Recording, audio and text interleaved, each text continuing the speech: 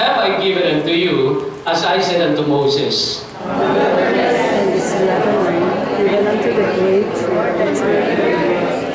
of the land of the Hittites, and unto the great sea toward the going down of the sun, shall be your... There shall not anyone be able to stand before thee all the days of thy life.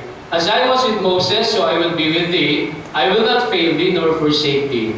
Be strong and of a good courage, for unto this people shalt thou divide for an inheritance the land which I swore unto their fathers to give them. Only be thou strong and very courageous, that thou mayest observe to do according to all that is written according to all the law, which Moses my servant commanded thee. Turn not from it to the right hand or to the left, that thou mayest prosper whithersoever thou goest. This book of the law shall not depart out of thy mouth, but thou shalt meditate therein day and night, that thou mayest observe to do according to all that is written therein.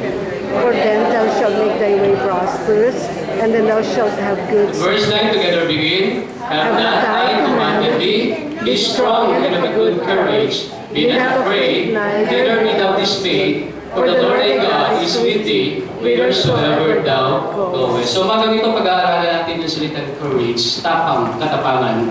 Hindi yung uri ng tapang na tinuturo ng sanglibutang ito, kundi yung tapang na nakukuha natin mula sa Panginoon. Manalangin muna tayo. Let's bow our head. Let's close our eyes. Let's pray. Makapangyarihang Diyos, bilang Ama, nagpupuri, nagpapasalamat po kami sa isang napakagandang pagkakataon sa umagang ito na madala aming mga sarili sa iyong bahay sambahan upang sabayin ang iyong pangalan sa Espiritu sa katotohanan. We come to the point na haharap kami sa iyo at sa iyong mga salita. Dalangin ko lang i-contain mo ang heart ng bawat tao na narito, bisita man o mga anak mo, sa klase po ng mensahe na alam mo magiging pagkain spiritual. Dalangin ko, sa pamagitan po ng pagkilos ng Banal na Espiritu, ibigay ko sa amin ang katalinuhan. Lalo na po ako na iyong lingkod. As I stand in front of your people, may you bless me. Pinakasimple pero makapangyarihang pamamaraan, allow me na may present ang mensahe ng magiging pagkain spiritual. Ihanda mo ang bawat isa sa amin. Abutin po kami ayon sa aming pangangailangang spiritual. And whatever things na ma-accomplish sa araw nito, pinupuri namin ang iyong pangalan. Kinukumit ko ang katagumpayan ng gawain sa iyong mga kamay. Sa pangalan na po ng aming tagapagligtas ng aming Panginoong Hesus. Amen. Thank you. You may be seated. Okay, muli, magandang umaga po sa bawat isa. Uy, walang tao. Magandang umaga sa bawat isa. Okay, mapapa ako ha.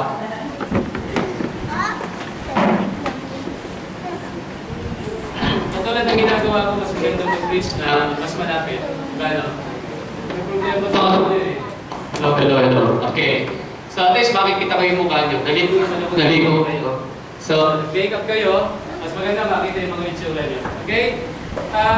Pag-aaralan natin, sa binasa natin sa Book of Joshua chapter 1, naririnig ako sa likod. Amen. Although sabi nga, maganda yung ginagawa niyo kay Dr. Trinidad, kasi tinuturuan kayo about soul winning. Sinabi natin soul winning, yung matuto tayo, na hindi lang tayo yung nakatanggap sa Panginoon, nakakatiyak ng kaligtasan, kundi yung natanggap natin ang kaligtasan, may share din natin sa ibang tao.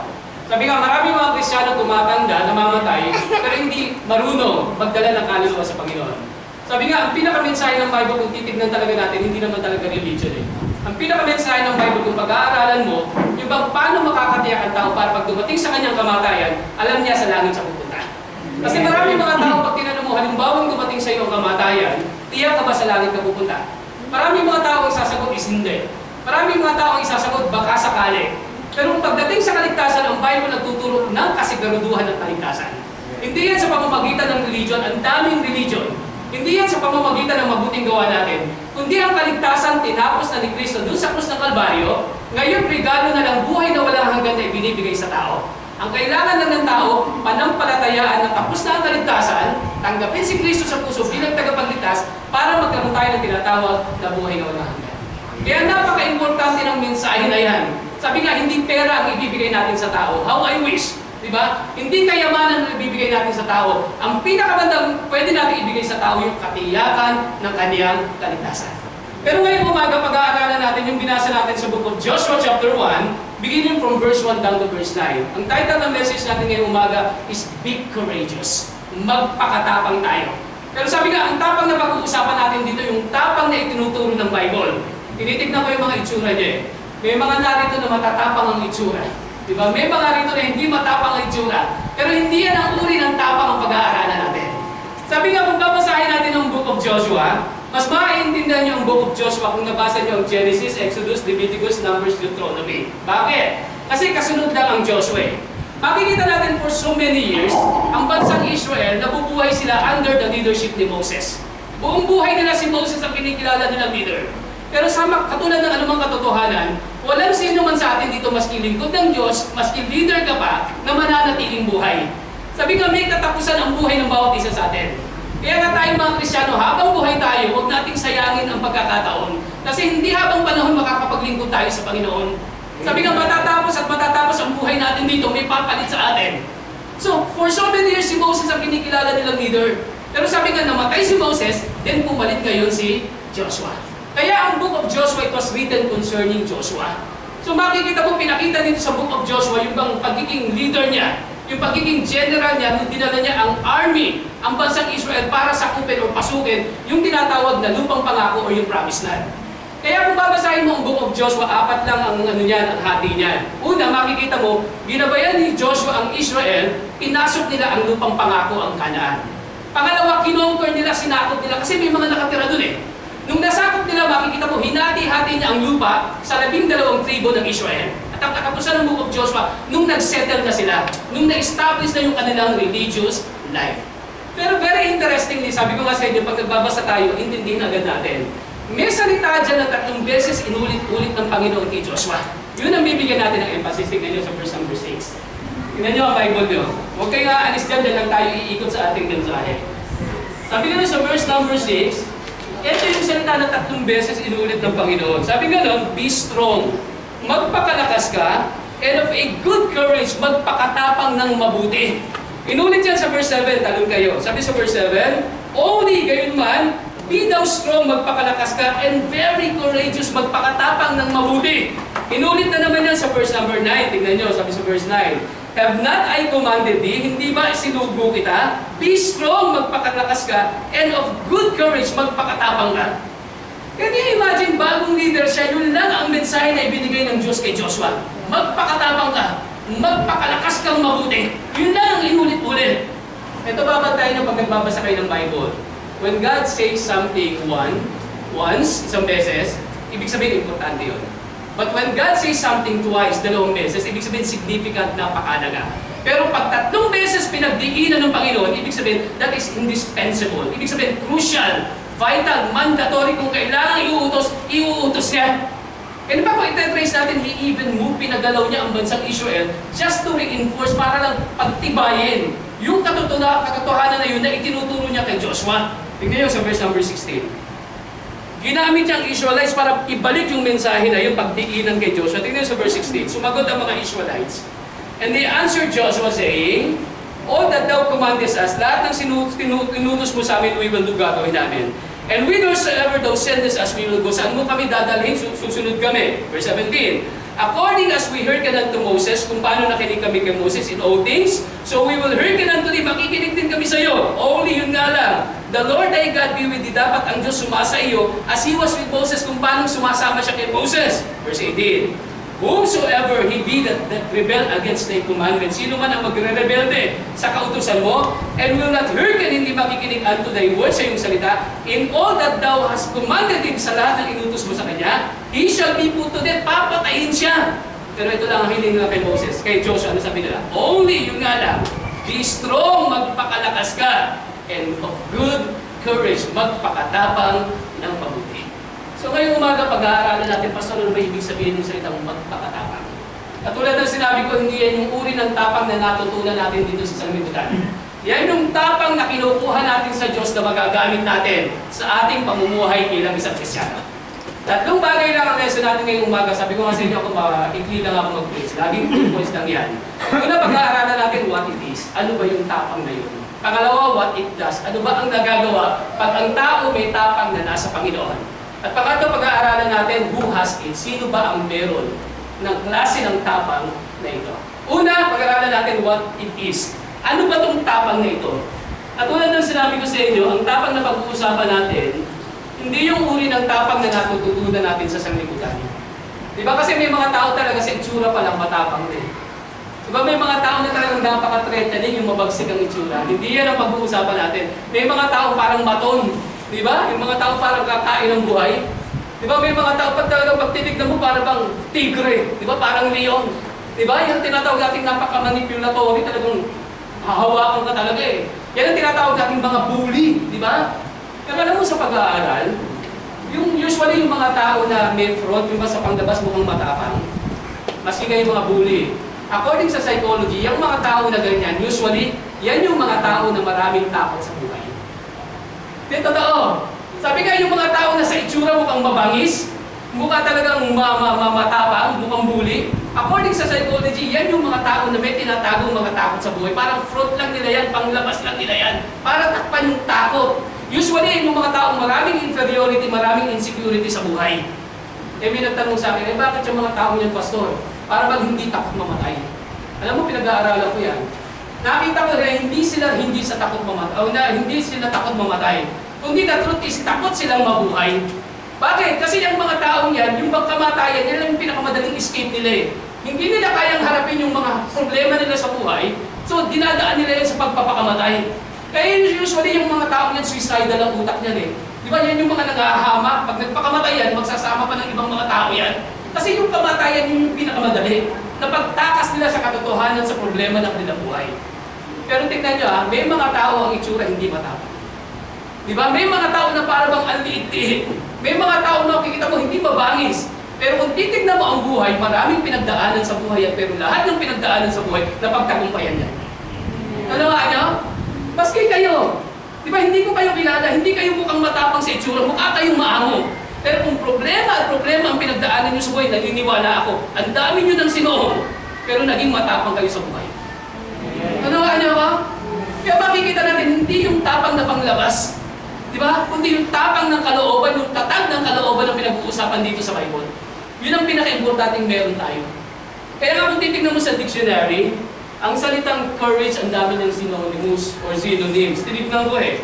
Ang gaganda ng synonyms niya, sabi ko ng bravery, valor, fearlessness. Pinaka-paborito ko, audacity. Hindi ko naiintindihan, pero maganda. Audacity, di ba? Then chivalry, heroism, confidence, nerves, may guts, may grit, may backbone. Sa dictionary, ang ganda rin ang definition niya ng courage. Ang definition niya, it is the quality of mind or spirit. Katangian daw ng kaisipan or ng spirito that enables one na magbibigay ng kakayahan sa isang tao to face difficulty, na harapin ang lahat ng hirap, danger, pain, etc. with firmness and without fear. Ito pala yun, tingin kayo sa akin. Ang tunay na tapang pala yan yung quality of mind sa kanang spirit. Meron kang katangian ng isip sa kanang spirito na nagbibigay sa iyo ng kakayahan para harapin lahat ng anumang hirap, lahat ng anumang sakit, lahat ng anumang pain with firmness ng may tatag and without fear ng walang takot. Simple po, hindi ka duwag humarap sa buhay. Muna niyo ako? Importante yan. Naalala ko si Ernest Hemingway, isa sa pinakamagandang nag-describe ng courage. Sabi niya, ang courage daw, ang courage, it is fear that has prayed. Ano ibig sabihin nun? Ang courage daw, ang tapang daw, yan daw yung takot na ipinanalangin mo. This is totoo naman. Diba? Lahat kasi tayo, may takot tayo eh.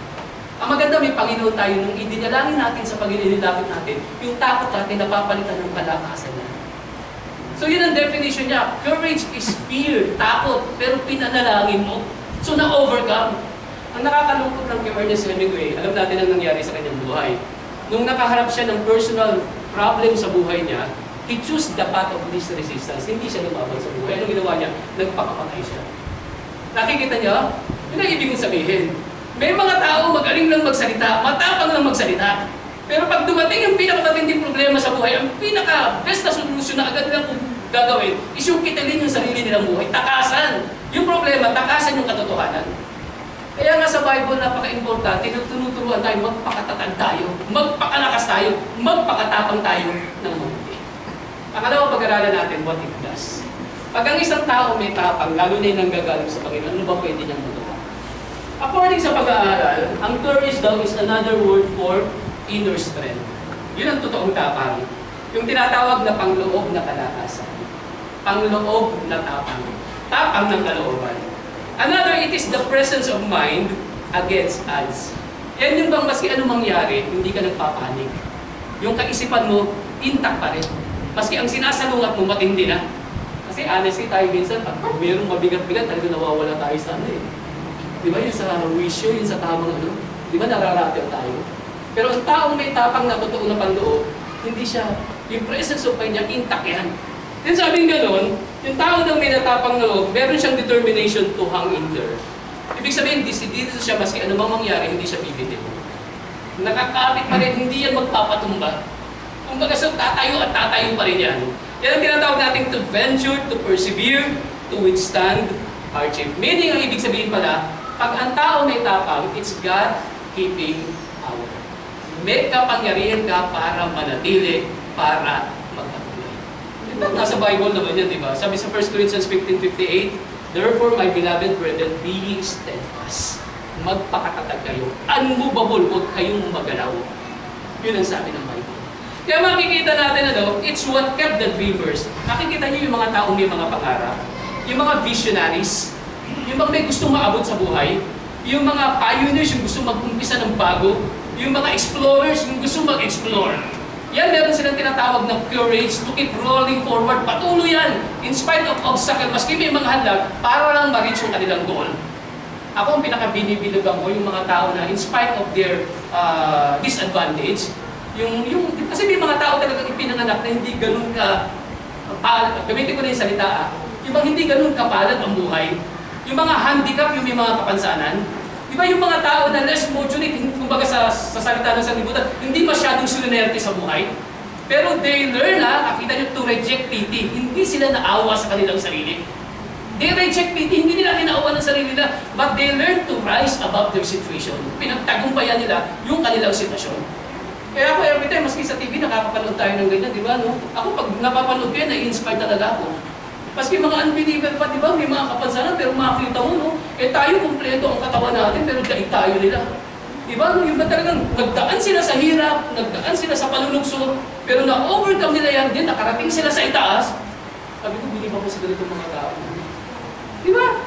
Tayo, ang lalakas natin, kumpleto tayo, intak ang isip natin, pero wala tayong plano, wala tayong ambisyon sa buhay. Diba, hindi tayo masyadong nagsusumikap ng ganung klase ng pagsusumikap. Kaya makikita natin, pag ang tao pala merong tapang, what it does, it's God-keeping power. Makakatulong yan sa'yo para manatili ka sa pagpapatuloy sa pagharap sa buhay mo. Sabi nga, it's what make the hurting. Yan yung nakaka-enable, nagbibigay ng kapangyarihan doon sa mga nasasaktan, dun sa mga wounded, sa mga sugatan, dun sa mga weary, sa mga pagod, dun sa mga beaten, bugbog sarado, to keep on fighting, patuloy na lumalaban. At naniniwala naman ako, kaya nga nandito pa rin kayo. Yan pa rin dahil may tapang tayo, lalo na may Panginoon tayo na pinagkukuhanan ng tapang natin. Yan ang dahilan bakit anuman yung sinusuong natin na battle sa buhay, patuloy pa rin tayo lumalaban. Amen. Yan, totoo naman eh. Alam mo sa panahon ngayon, ang isa sa pinakain ngayon sa panahon ngayon, habang tumatagal, nag-iiba ang mga activity ng tao. Ang usong-uso ngayon yung tinatawag na Iron Man. Alam niyo yung Iron Man? Hindi yung superhero na si Iron Man, ha? Diba? Ang pinaka-basic ng Iron Man, yung triathlon. Diba? Yan ang basic, pinakamababa. Pag sinabi natin triathlon, kasi ang Iron Man, yan yung test of endurance. Diba? It is not so much yung paunahan eh. Although pag nauna ka, may premyo yan eh. Pero ang sa kanila, mauna ka, mahuli ka, ang purpose, kailangan maka-endure ka, matiis mo, matapos mo yung gagawin mo. Kaya pag natapos mo yun ang tawag sa'yo, pwede kang tawaging Ironman. So hindi yan ordinary, pinaka-basic nga niyan is triathlon. Ano yung triathlon? Mag-uumpisa yan sa swimming. Ang nilalangoy niyan, hindi swimming pool ha, ang nilalangoy niyan yung sea channels, dagat. Diba? Kung nakapanood kayo, kung last 3 weeks ago sa Cebu, nangyari eh. Yung nga lang, at doon pa lang sa dagat, ang daming hindi nagtagumpay kasi dumating nga yung bagyo, ang lakas ng alon.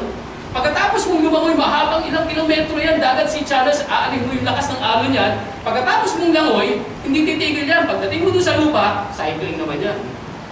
O, ilang kilometro yan, mahaba rin yan. Pagkatapos mo mag-cycling, pagkatapos mo yan, yun, running naman yan, ilang kilometro rin yan. Kaya nga ang laban dyan, hindi unahan, ang laban dyan is endurance, patatagan. Yung bang hindi ka susuko hanggang matapos mo. Di ba? Panood ko sa channel eh, dinukumentary nila eh. Ang galing ng isa na sumali doon sa triathlon, nung lumangoy siya, ang bilis niya, nauna siya eh. Pagdating doon sa cycling, ang bilis niya, nauna rin siya eh. Pero pagdating na doon sa running, Naramdaman niya yung sarili, sabi niya, parang hindi ko kakayanin. Pinakapos talaga siya ng hininga, sabi niya gano'n, hindi ako tatakbo na, sabi niya gano'n, pag tumakbo ko, alam ko mamamatay ako eh. So sabi niya gano'n, hindi ko kaya din. Yung mga tao pinaparad siya, sabi, kaya mo yan, kaya mo yan. Pero siya, nararamdaman niya yung sarili, sabi niya, pag tinuloy ko to, mamamatay talaga ako. So isinangtabi siya ng mga medics, ayun, inanuhan siya ng first aid. Doon nalaman, pinakita pa doon yung nangyari doon sa katawan niya, doon sa paa niya, tapos yung sa kidney niya. Di ba makikita niyo yung mga nagbibisikleta yung tumatakbo, habang dumadaan, may nagbibigay ng tubig, yung mga, may mga ano yan eh, mga iniinom eh.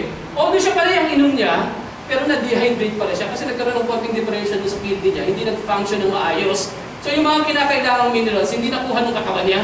So talagang mamamatay talaga siya. Kung hindi ka tumigil, talagang mamamatay. So nilapatan siya ng first aid. So ang tagal niya na nandun, ilang oras siya doon.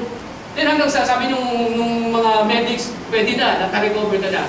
Pero sabi niya, ang feeling ko sa katawan ko, hindi ko na talaga kaya. Pag tinuloy ko ito, mamamatay ako. Pero sabi niya, okay ka na, may go signal ka na. Then yung mga mahal niya sa buhay, yung mga friends niya, sabi niya, kaya mo yan! Eh may nakarating na sa finish line. Pero sabi ko nga, hindi na maunahan yan. Although magandang ikaw pa rin ang nauna. Pero sa kanila, matapos mo lang yun, ang tawag sa'yo, Ironman ka. Alam mo, sinubukan niya. Hindi siya tumakbo, lakad-lakad lang siya. Alam mo, bago niya narating, may nakarating na 6 hours bago dun sa nauna. Dumating siya dun sa pinakahuli. Gabi na. Pero pagdating niya naman, sigawan yung mga tao. Niyakap siya ng mga mahal sa buhay. Pati siya naiyak talaga siya. Sabi niya, ganun, kung hindi ko pala sinubukan, hindi ko matatapos. Alam mo, minsan ganun talaga eh. Di ba, no? Alam mo, ang laban sa buhay na ito, lalo na sa Christian life, hindi naman paunahan eh.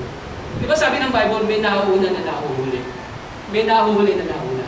Ang tunay na laban sa Christian life sa paglilingkod sa Panginoon, alam mo pa, no? Patatagan. Ano ibig sabihin? Yung bang nagsimula ka, kaya mo bang tapusin?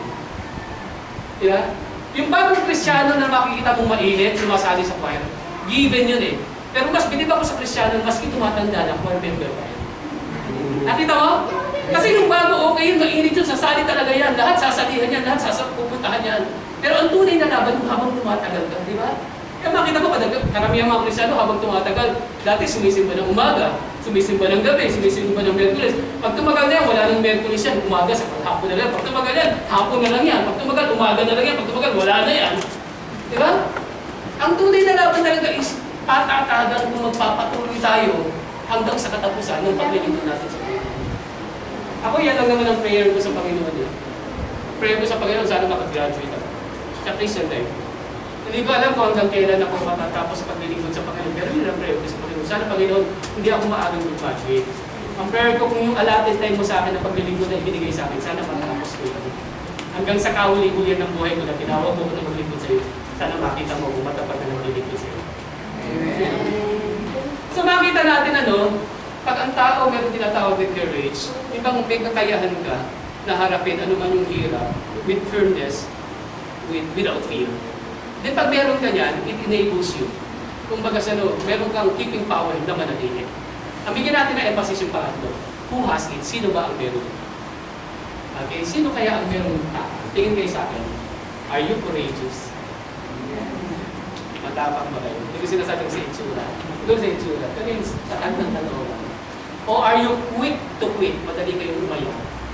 Or are you ready to run? Ang dali nung tumakbo when the heat rises, basta nagkainitan. Somebody said, according kay Andrew Jackson, sabi niya, one man with courage is a majority. Pakinggan niyo. Sabi niya, one man with courage is a majority. Ang isang tao daw, basta may tapang, parang ang dami. Ano nga yun? Ulitin ko. Sabi niya gano'n, one man with majority, one man with courage is a majority. Pag ang isang tao may tapang ka, ang feeling mo parang ang dami. Parang ang lakas. Hindi totoo yan. Hindi mo kailangan laging may kakampi. Panahan niya ko? Hindi mo kailangan laging may kasama para tumapang ka.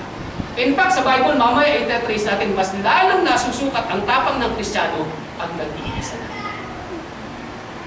Panahan niya ko? Madaling magpakatapang pag magkakasama tayo. Panahan niyo? Pag nandito tayo sa simbahan, okay kasi mayroon tayong suporta eh. Mayroon tayong kasama eh. Pero pag nandun ka na mag-isa sa trabaho mo, Pag naandun ka na mag-isa sa ginagalawan mo, pag lumabas ka na sa simbahan, mas masusubok ang tapang mo kung tatayo ka bang Kristiyano o hindi. Amen. Kaya, diyan masusubok kung tatayo ka sa katotohanan o sasama ka dun sa mali. Ano nga niya ko? Kaya nga hindi kailangan maging marami tayo para masubukan ang tapang natin. Mas nasusubok yan pag nag-iisa talaga tayo. Ano yung Bible character ganyan? Diba? Nakikita natin si David, paborito kong Bible character. Nakita yung tapang ni David, he has it. Nung kailan? Nung inaccept niya yung challenge ni Goliath. No. Sino ba si David? Sabi ng Bible, ang description kay David nun, isang binatilyo, no? Na taga-bantay lang ng tupa ng tatay niya. And aksidente nga yung paglaban niya kay Goliath eh. Si Goliath, sabi ng Bible, giant, higante. Diba? Mga 9 to 10 feet ang niya eh. Si Goliath eh. Inutusan lang siya ng tatay niya na maghatid ng baon ng kanyang mga panganay na kapatid. Kasi yung panganay na kapatid niya, mga sundalo. During that time pala, hinahamunan ni Goliath ang mga sundalo ng mga Israel. In fact, ang hiling na ni Goliath, hindi nyo kailangan labanan ako. Kundi magbigay lang kayo ng isang tao na makakatalo sa akin. Pag natalo kami, lahat ng sundalo namin sa inyo na. Pero pag kayo ang natalo, lahat kayo sa amin. Si King Saul, di ba siya ang hari? Sabi ng Bible, sa lahat ng mga Israel, siya rin ang pinakamatangkad. Seasoned soldier, pero takot kay Goliath. Mga sundalo ng Israel, sanay sa laban, pero walang makaharap kay Goliath. Ito ngayon dumating si David, maghahatid lang ng baon. Biglang lumabas si Goliath. Narinig niya, kinukot siya, para bang niloloko, minamaliit, yung mga sundalo sa kadyos ng Israel. Alam mo, sagot ni David, ganito pagkasabi sa Bible, sabi niya, who is this uncircumcised Philistine? Matagalog pa, sino tong supot na Pilisteo ito? Yun ang nasa Bible eh. Which is kasi, uncircumcised naman talaga sila. Sabi niya, sino tong supot na Pilisteo ito that he defied, na kinukutsa niya, the armies of the living God? Gulat yung mga nakarinig. Kaya ang sabi ng mga kapatid niya, ikaw nagpunta ka lang dito dahil mayabang ka, gusto mo lang manood eh. Ano sagot niya sa mga kapatid niya? Is there not ako, wala kang dahilan? So sabi niya, ako ang lalaban. Maski si King Saul nagulat. So nung hinarap kay King Saul, ano sabi ni King Saul? Kasi ang description nga ni David sa Bible, binatilyo, alam niyo yung binatilyo? Yung nagbibinata pa lang. Ang sabi ng Bible, he was handsome and ruddy. Alam niyo yung ruddy sa Bible? Pag sinabing ruddy, yung bang pag nasikatan ng araw, yung bang parang namumula-mula yung... Oh, may mga taong gano'n, di ba, no? Ilan lang kami ng gano'n eh, yung bang pag nasikatan ng araw, lalong maano yung ano. Hindi, totoo, may mga taong gano'n, ilan lang kami gano'n, yung bang, kasi hindi ka maligo, alam mo yung mga taong gano'n, di ba, no? O yung mga pag-ising, maski gumising sa umaga na hindi nakapag-hilamos, walang toothbrush, pero hindi nagbabago yung itsura. Ilan lang kami mga gano'n ng ano eh. Hindi katulad ng karamihan sa inyo na gumaganda, pumupogi na pag nakaligo na. Yung pag ano. Pero may mga tao talaga mas hindi maligo, maski anong itsura. Parang bang, maski nandilimahid. Pag gano'n si David, sabi ng Bible, he was handsome and ruddy. Kasi shepherd ko eh. So pag nasikatan ng araw, lalong lumalabas siya. So nagulat si King Saul, sabi ni King Saul sa kanya, hindi mo ba alam? Yung lalabanan ko na sundalo si Goliath, he was a soldier from his youth. Bata pa siya, sundalo na siya. Ano sagot ni David? Hindi niya sinagot ng diretso, pwede ko lang niya yung hali. Sabi niya, para nari, alam niyo ang trabaho ko, tagabantay ako ng tupa ng tatay ko. Isang araw, habang nagbabantay ako, may dumating na liyo. Ikaw naman. Then may sumunod pa na bear, oso. Kinuha yung anak ng tupa, itinakas, tinagat, tinakyak ko ng leon. Alam ginawa ko? Tinapon ko yung leon. Yung naabutan ko yung leon, hinawakan ko sa balbas. Okay, magaling siya sa tungkod. Pinagpakalo ko, sabi niya, napatay ko yung leon, napatay ko yung oso. Ito ngayon na sinabi niya. And the God ang Diyos, who delivered me, na nagpunta sa akin, from the claw mula sa kuko ng leon sa kanang oso, siya rin ang magliligtas sa akin. Mula sa kamay nitong uncircumcised Philistine. That is faith. Hindi dahil malakas siya, maliit siya, higante yung kalaban eh. Kaya nga, di ba, nung lumaban siya, sabi ni King Saul, okay, sige, gamitin mo yung mga ginagamit ko. So, isinuot yung ano na sundalo, pinahawak yung espada, pinahawak yung sibat, pinahawak yung kalasan, ang liit na bata. So, parang isinuot na sako dun sa kanya. Sabi niya, hindi ako sanay nito. Nasanay siya sa sling. Diba yung tirador? So, dumaan siya dun, nakakita siya kung sa may ilog. Kumuha siya, sabi ng Bible, 5 smooth stone. 5 makikinis na bilog na mata. Nilagay niya dun sa kanya. Nung humarap siya kay Goliath, talagang binutya siya. Ano sabi ni Goliath? Kasi nakita siya, dala niya, tirador eh. Tapos bato, tapos may tungkod siya. Ang sabi ni Goliath sa kanya, am I a dog? Ano sabihin mo sa aking aso? May dala kang patpat, papaluin mo. Ano lang insulto ni Goliath sa kanya? Ano sabi niya? Sabi niya doon, this day sa araw na ito, ikaw, sa kalat ng kasandaluhan mo, kakainin ng mga hipon sa ito. Kakainin ng mga hayop sa ito. For the battle is the Lord's. Ang laban, hindi sa amin, kundi sa amin. Ito na, di ba, no? Na-insulto si Goliath, tinakbo siya talaga ni Goliath. Siguro, takbo ni Goliath, talagang, di ba? Dumadagong talaga eh. Pero sinulubong siya ni David. Ako, pag kinikwento ko talaga, may action talaga na. Paborito kong ano talaga ito eh. So habang tumatakbo siya, kinuha niya yung niya, tapos kumuha siya ng bato, tapos pinaikot-ikot niya. O sabi ng Bible, nung ginano niya, diretso eh. Tapos biglang, eto ang sabi ng Bible na, it's sang bumaon. Talagang as in, bumaon. Kayo na nag-i-internet hanapin nyo, di ba ngayon meron na-discover na hukay, na bumuo ng napakalaking ano, na merong butas na dito na. Sabi ko, that is of Goliath, sabi. Hindi ko confirm kung talaga yun, pero ngayon sa internet lumalabas siya eh. Nakita ko, pinakita sa akin eh. Pero dito, hindi ba niya ang tigas nung noo?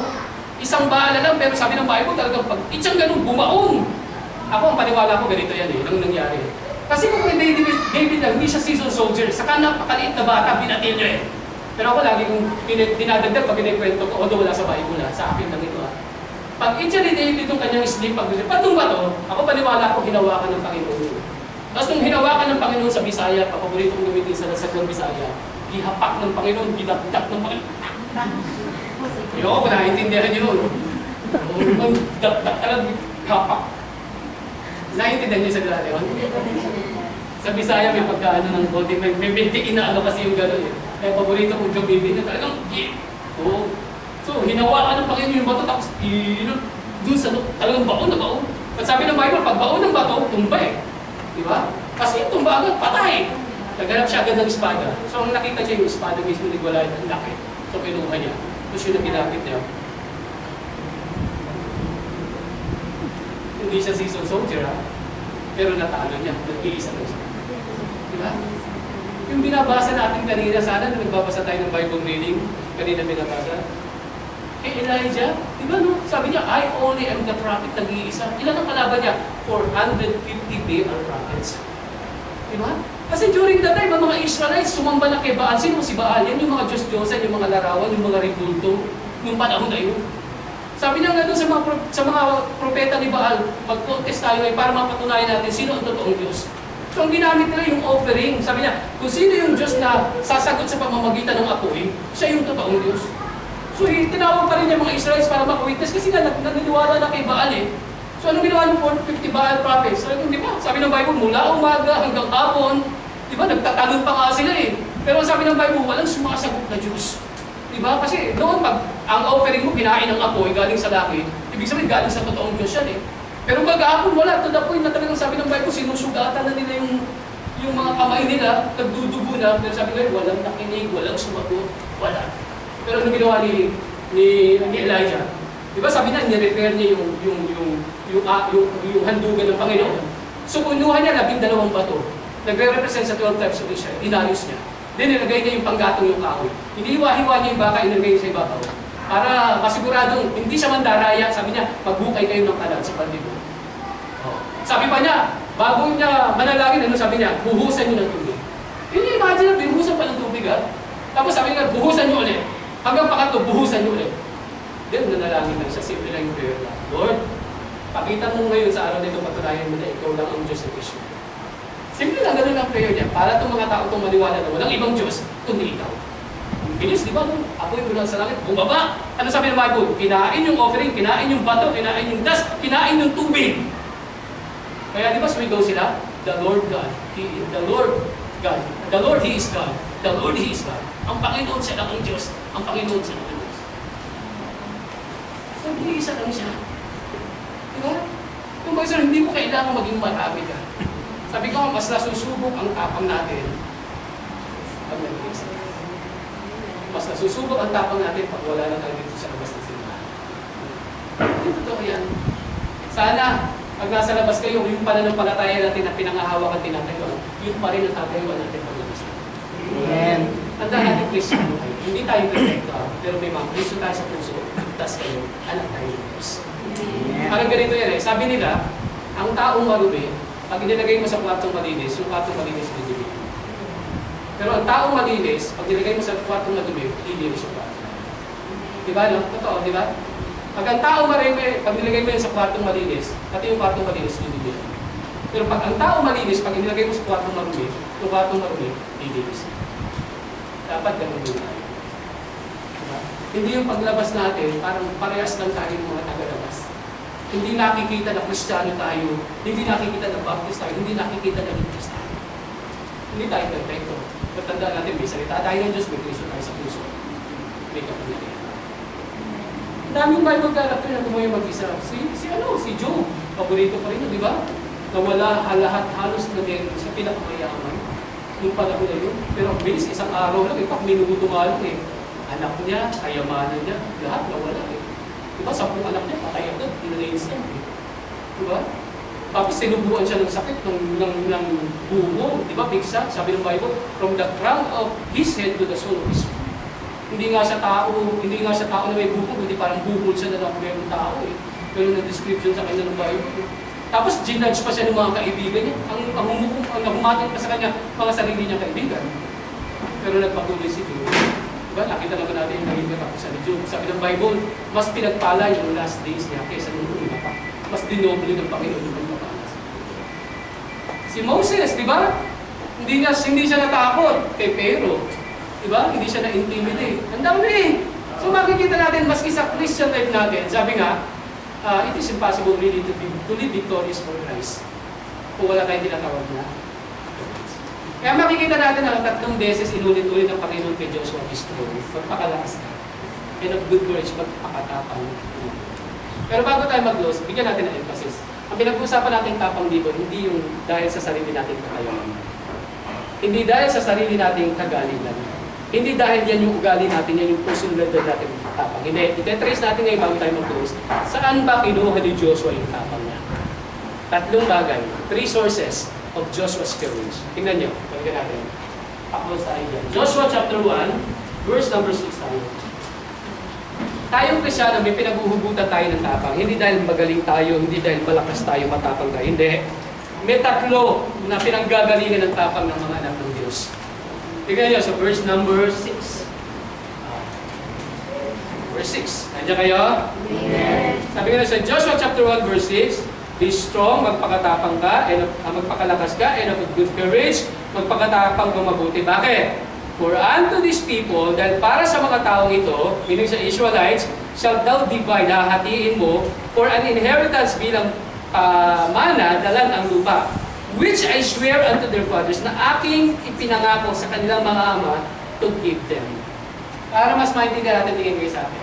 Una, ang pinanggalingan ng tapang ni Joshua, number 1, he acknowledged God's plan. Kinilala niya ang plano ng Diyos. Ano ibig sabihin? Dapat mo unawaan niyo. Parang ganito ang ibig sabihin ng Panginoon kay Joshua. Yung pagbibigay ko ng lupang pangako sa Israel, wala pang bansang Israel, plano ko na yan. Pinangako ko na yan.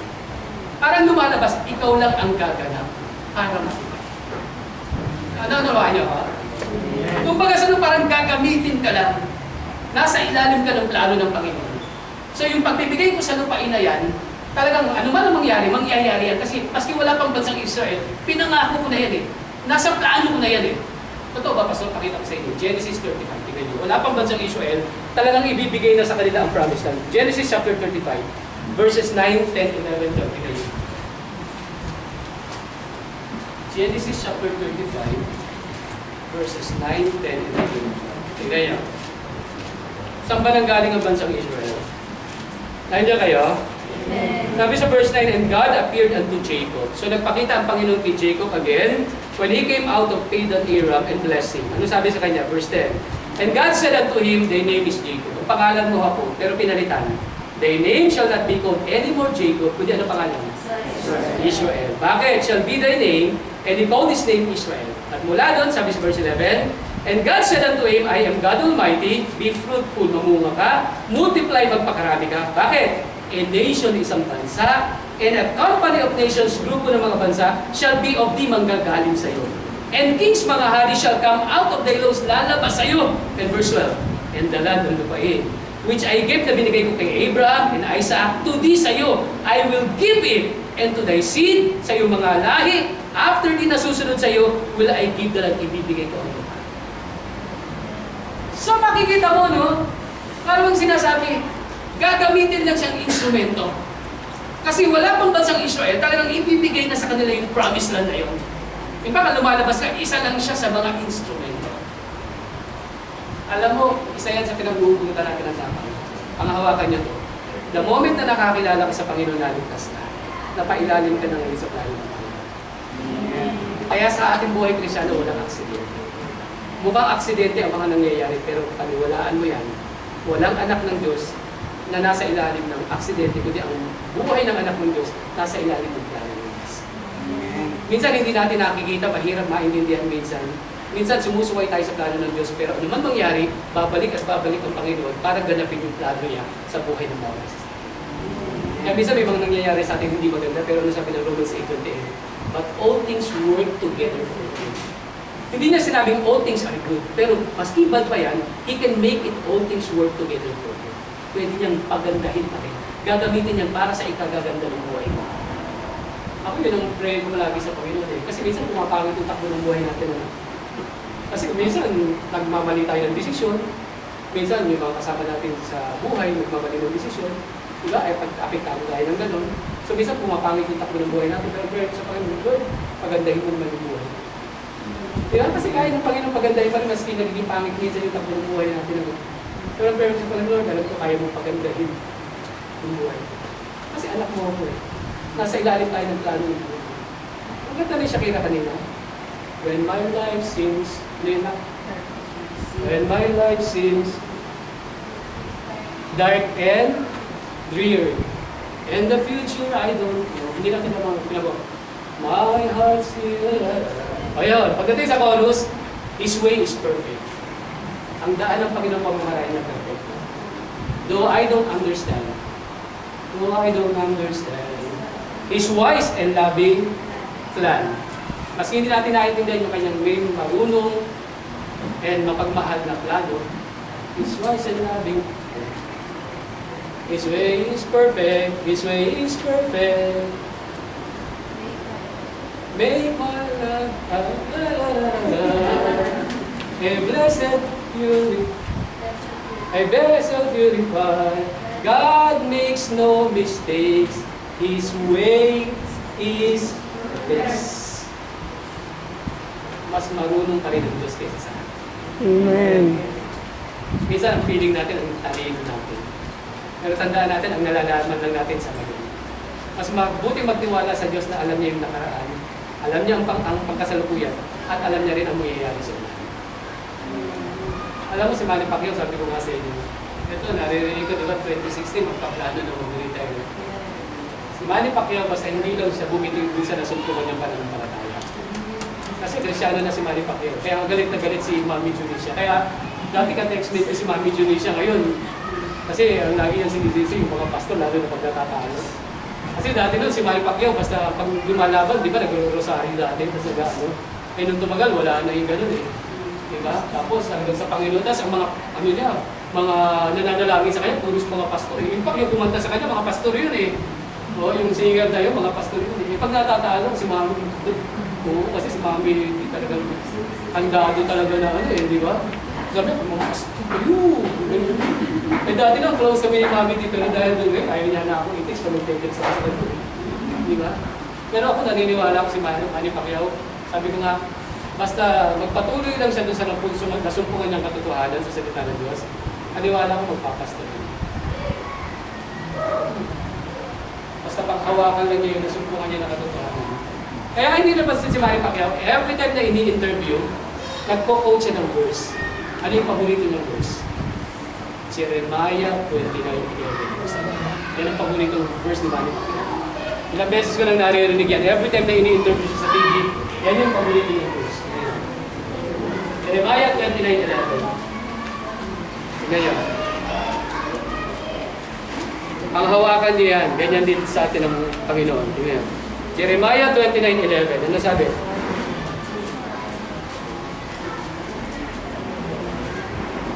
Gandang version. Nandiyan kayo? Wala eh. Hanapin niyo muna. Jeremiah 29:11. Memorize niya. Magandang version. Ano sabi ng Panginoon? Jeremiah 29:11. Ano sabi? Sabi ng Panginoon, for I know the thoughts that I think toward you. Alam ko yung kaisipan na iniisip ko patungkol sa iyo. Sa ibang version na alam ko yung plano na iniisip ko para sa iyo. Anong klaseng plano? Saith the Lord, thoughts of peace, kapayapaan, and not evil, hindi kasamaan. Para ano? To give you an expected end. Para meron kayong aasahan sa katapusan. Sa ibang version nga, to give you hope. Nakita nyo? Mas maganda ang plano ng Diyos sa buhay. Basta magpailalim lang tayo sa plano. So yun ang una, pinanggalingan ng kanyang courage. In-acknowledge niya yung God's plan. Pangalawa, second to the last, i-acknowledge God's word, ang salita ng Diyos. Kaya nga Bible lagi ang pinag-uusapan natin. Balikan natin, patapos tayo, Joshua chapter 1 verse 7. Kaya napaka-importante ng Bible. Kaya dito, pag tayo sumasamba, lagi may pag-aaral ng salita ng Diyos. Nasa Bible. Joshua chapter 1 verse 7. Ano sabi niya? Joshua chapter 1 verse 7. Sabi niya, holy, yun lang. Be thou strong, magpakalakas ka, and very courageous, magpakatapang. Para ano? That thou mayest observe, para magampanan mo, to do, na gawin according, ayon, to all the law, sa lahat ng kautusan, which Moses, my servant, commanded thee, inutos si Moses sa iyo. Turn not from it, huwag kang liliko, to the right hand, sa kanan, or to the left, that thou mayest prosper, para mag-prosper ka sumagana. Whithersoever thou goest, maski saan ka pupunta. Favorite verse natin, verse 8, memorize ito. This book of the law, ang kasalitang ito, meaning itong Bible na ito, shall not depart out of thy mouth, huwag mong ilalayo sa bibig mo, but thou shalt meditate, ninilay-nilay ka, therein, day and night, araw at gabi, para ano? That thou mayest observe, para maghanap mo, to do, na gawin according, ayon, to all that is written therein, lahat na nakasulat. Anong pangako? For then, dahil dito, thou shalt make thy way prosperous, ang mga daan mo, pamamaraan mo, magiging sagana, and look, and then, thou shalt have good success. Magkakaroon ka ng mabuting katagumpay. Ang tunay na sekreto ng prosperity and good success, ang pananatili natin sa salita ng Diyos. Amen? Amen. The point is this, parang ganito yan eh. Kailangan natin ng tapang para gawin ang salita ng Diyos. Kailangan natin ng tapang para ipangaral ang salita ng Diyos. At the same time, humuhugo tayo ng tapang mula sa salita ng Diyos. Di ba? Kaya nga, every time na nakakarinig tayo ng salita ng Diyos, yan ang nagpapakain sa atin. Alala ko yung Bible study ko sa Eloisa. Ang tagal namin hindi naka-Bible study kasi may-ari na Eloisa pumunta ng Canada. Kasi Canadian citizen yun. So yearly, kailangan niya mag-report. Mag-stay ng ilang months doon. So ginagawa niya yun. Hindi kami naka-Bible study. Nung dumating, so pinatawag yung Bible study ko. Meron akong regular Bible studies doon sa management group. Nagka-attend yun doon. Alam mo, pagkatapos ko mag-Bible study, sabi nila sa akin, gusto, grabe ang salita ng Diyos ano. Bago ka palang nag-uumpisa magsalita hanggang sa matapos, yung salita ng Diyos talagang nangungumusot sa Diyos. Sis, totoo naman nila. Sabi ko nga sa kanila, ang tagal natin hindi nagkita, hindi ko binabantayan ang buhay mo. Hindi mo kayo sinusundan. Pero yun ang sabi ng Bible, kasi sabi ng Bible, the Word of God is quick and powerful. Ang salita ng Diyos buhay, makapangyarihan. Saan hinalindulad? Sharper, mas matalas pa, than two-edged sword, kaysa sa espadang dalawa ang kanya. Sabi ng Bible, piercing, tatagos talaga yan. Saan? To the dividing asunder of the soul and spirit. Can you imagine ang salita ng Diyos pala? Tumatagos sa kaluluwa sa espiritu. To the joints and marrow. At sabi ng Bible, it is a discerner kung kilatis siya. Ng alin? Ng thoughts ng kaisipan. And intents ng layunin ng puso. Kaya we love studying the Word of God. Amen? Amen. Kaya sa inyo, pag pupunta kayo dito, isa sa lagi nyo pag-pray, Lord, give me a teachable spirit. Lord, bigyan mo ko ng puso na handang natin. Kasi sabi ko nga, may preaching ako sa kahinta, sabi ko gano'n, Ang pinakamahirap turuan, alam mo kung ano, hindi yung walang alam. Ang pinakamahirap turuan, yung ayaw umalam. Unawa niyo ako? Ang mahirap turuan, hindi yung, ano eh, hindi marunong eh. Ang mahirap turuan, yung nagmamarunong